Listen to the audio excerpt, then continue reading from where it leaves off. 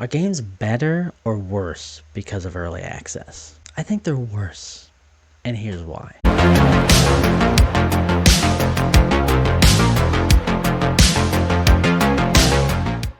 Sure, you get to have people pay to beta test your game.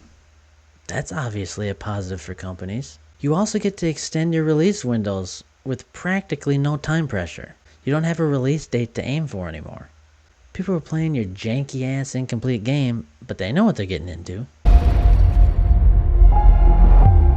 So you, the game company, can just take your sweet ass time getting this game to full release because you're already making money off of it. It's a win-win. Now there is a time and place for early access. If the game is super polished and ready to go, but they just have more they want to add to it, but it would delay getting it in the hands of the fans, then early access may not be so bad in that scenario. Kind of like Path of Exile 2.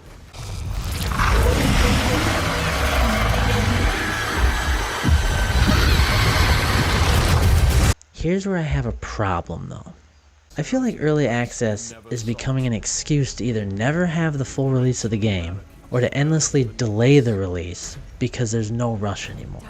Some of these early access periods last so long, I don't even realize the full release happens when it finally does. It's fine to do early access, but that shouldn't last for a year or more.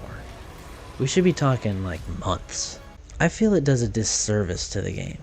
Because even if there's a lot of new content in the full release, if I already played it a year ago, no matter what state it was in, I'm more likely to play something new I've never played before than to go back to a game I played in early access a year or more ago.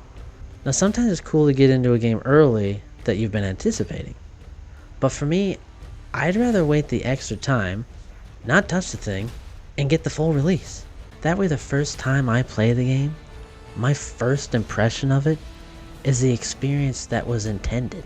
Not half, not with an incomplete story, not with only a portion of the world accessible, because that takes away from the immersion of the game.